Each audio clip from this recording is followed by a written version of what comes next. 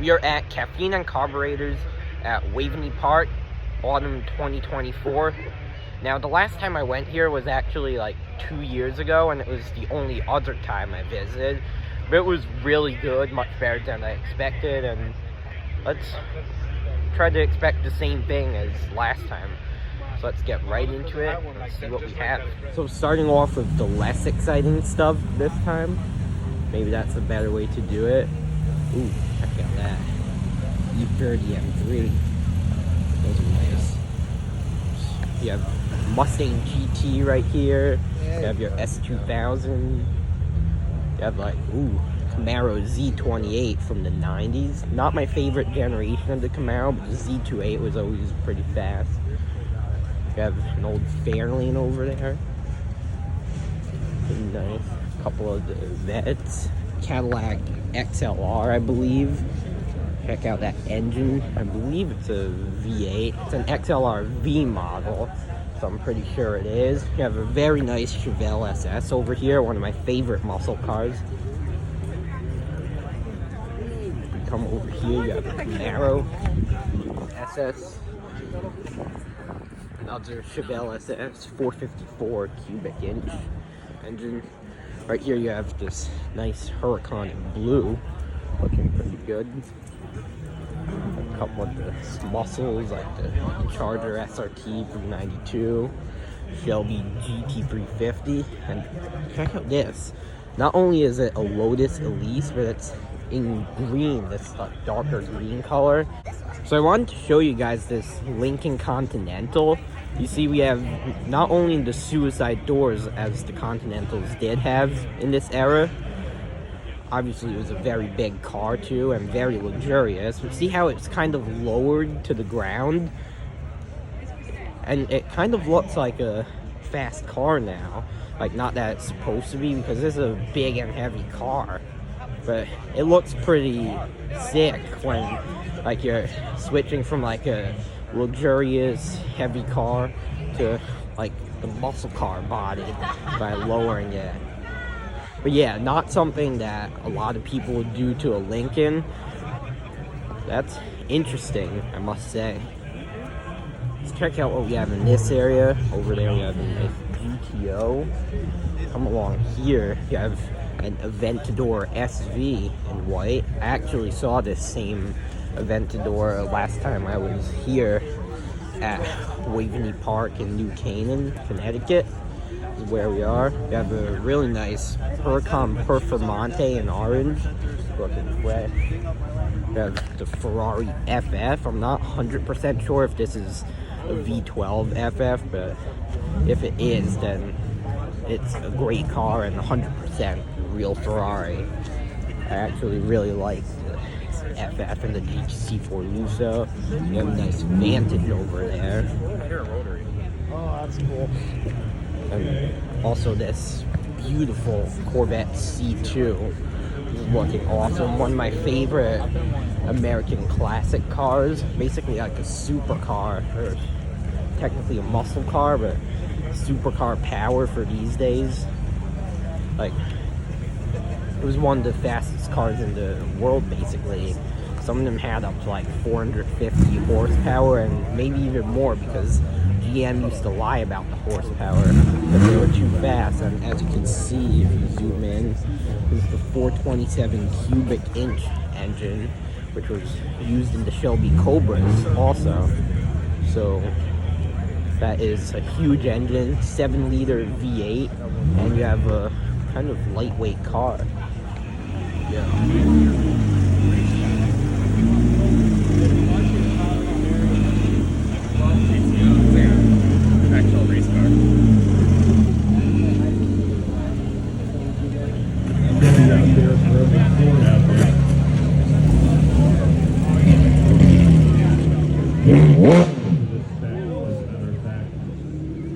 So not only one, not two, but 4 Lamborghini Diablos.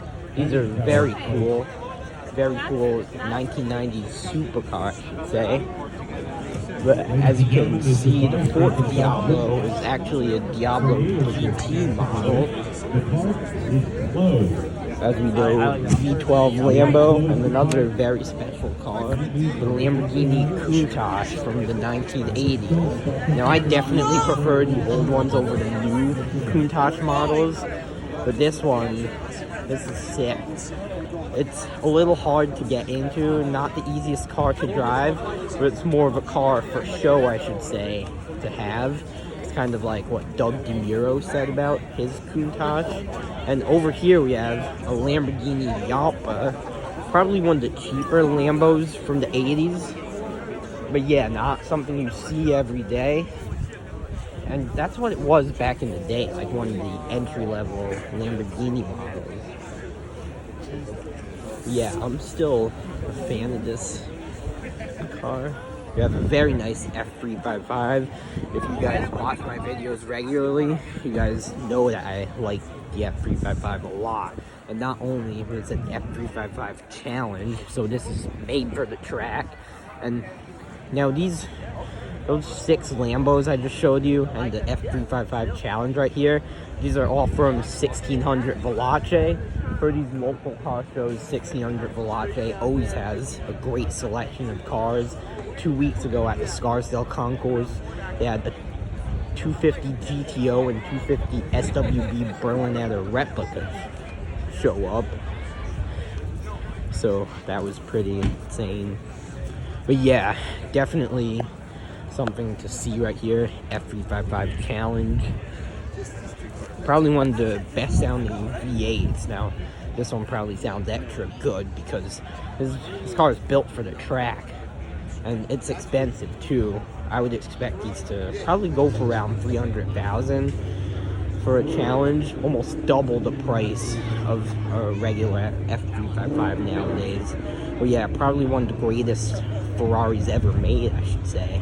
Like, for more of an entry-level Ferrari, the F355, it's definitely up there. And I heard it's like a blast to drive. So yeah, definitely one of my favorite cars at this show so far.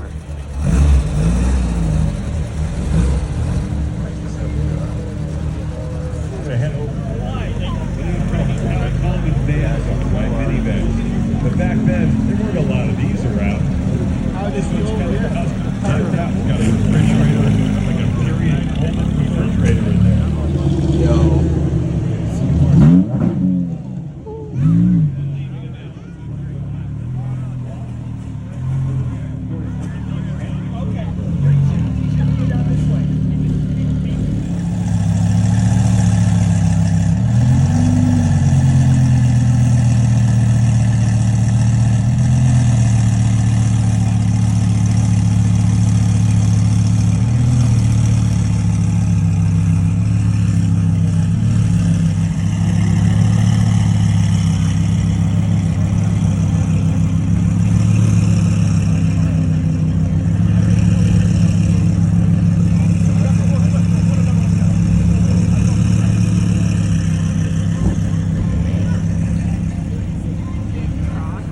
As you can see, we have all the Beamers from all different generations.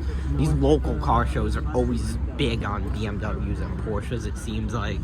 But yeah, as you can see over here, we have a Ford Model A. Just to point out some of the other cars here. That car's almost 100 years old now. We have a DeLorean right there, a couple Audis, S4 and RS3. I really do like the RS3. Here we have BMW 2002, another great classic car. You have your M3s, the E90, that's nice and orange, E90 M3. You have an M5 over there. And, oh, just missed it. Green Porsche Spider 718. You have a Ferrari 308, I believe, or 328. Oh god, I should know that. You have a Vantage right there. See more M3s, M4s, all the BMW models. They're just, everyone likes them. And they're very popular for these events. We have M2 for sale there, new one. As you can see, more cars coming in. We have a 60s Mustang, followed by a Vet, and another M3 F80 generation. Pretty nice. Not only do we have a very nice G80 M3 in this sick white color, but we have an M3 CS. That car is a beast. One of the fastest four-door sedans BMW is making right now. And some more Beamers, M2, M3, another M2. We have a 540i right there, and an E36 M3, and just more down that way. It'll probably take me forever to point all these out because there's just so many.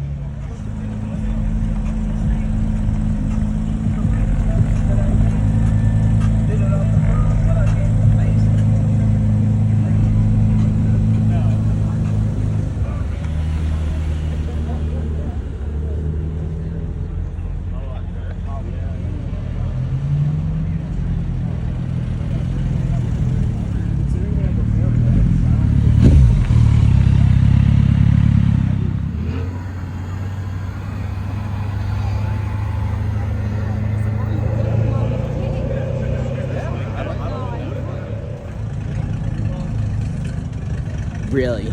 Those got Gremlin coming into a car show? Come on. You serious, man? That's one of the worst cars ever made. The AMC Gremlin. Damn. So as you can see, this row of BMWs and mostly German cars just goes down so far. Like, this is a pretty long walking distance. But yeah, this car show might seem mid right now, but after looking at people's stories on Instagram, seeing what they put up, there's some better stuff ahead. There actually is a Bugatti Veyron Grand Sport somewhere in this park, and a Pagani Huayra BC, I believe, and a couple classic Ferraris, but we just haven't got to that part yet. Hopefully we could eventually find it after we get through this long row. You can see it still goes on. Jeez. National standard in terms of not only the brands, but I think the execution of your business, your showrooms, your people, the shop. It is all really very special. And, you know, special location. You've been there a long time. So, bring these cars out to share them with.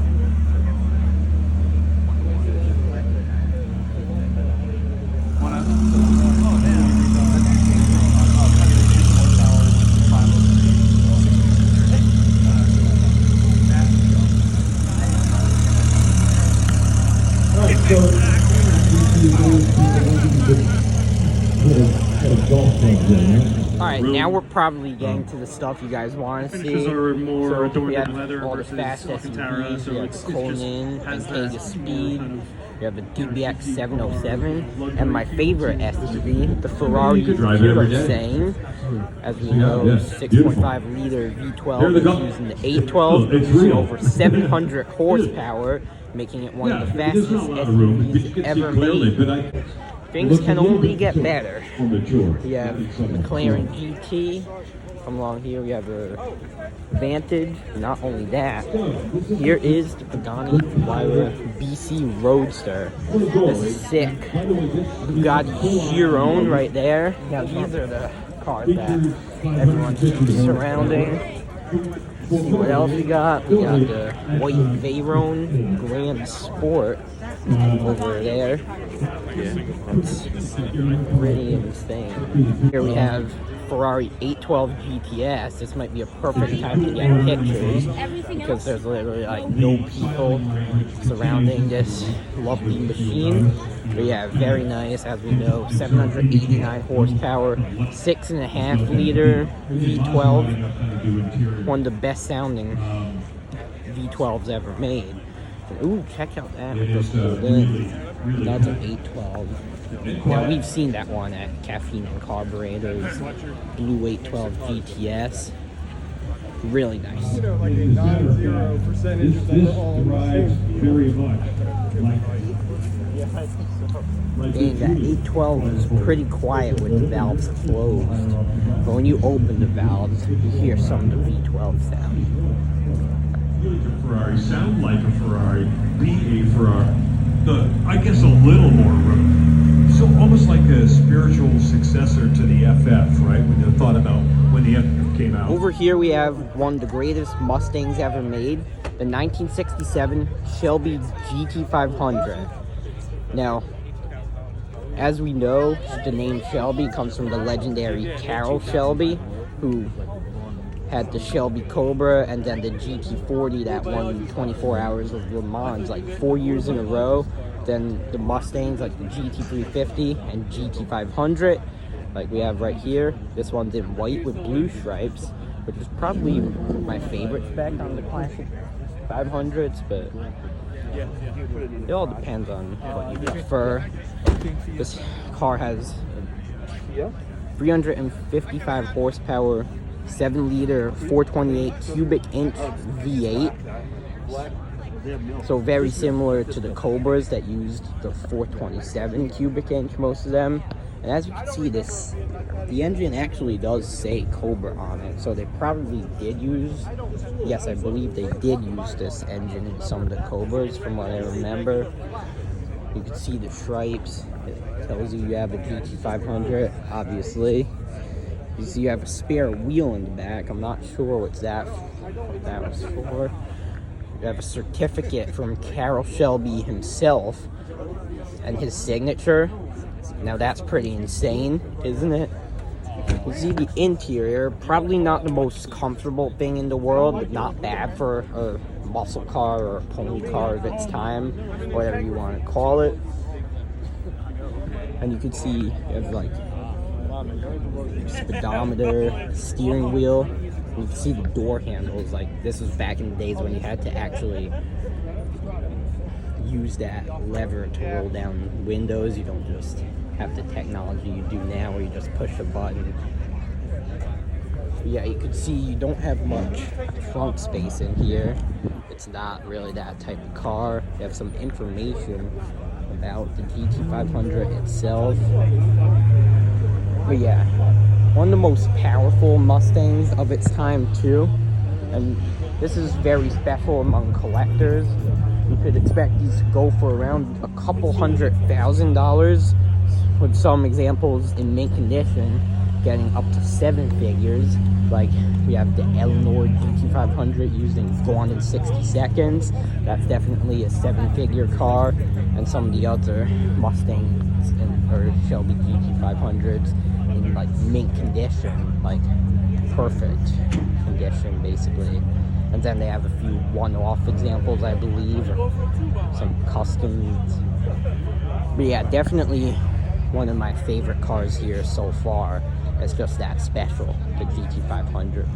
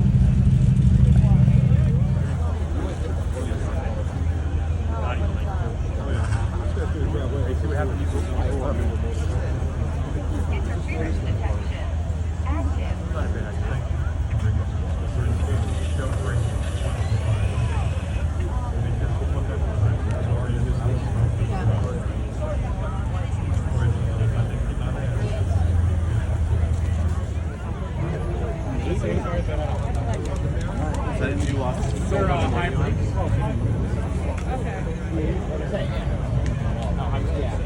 So over here we have a very nice 488 Spider, followed by another nice C8 Corvette Stingray.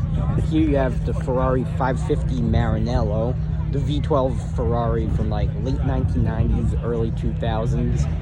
And nowadays this car is becoming a classic, and it's worth upwards of 100,000. A lot of examples you'll even see selling for between 150 and 200,000.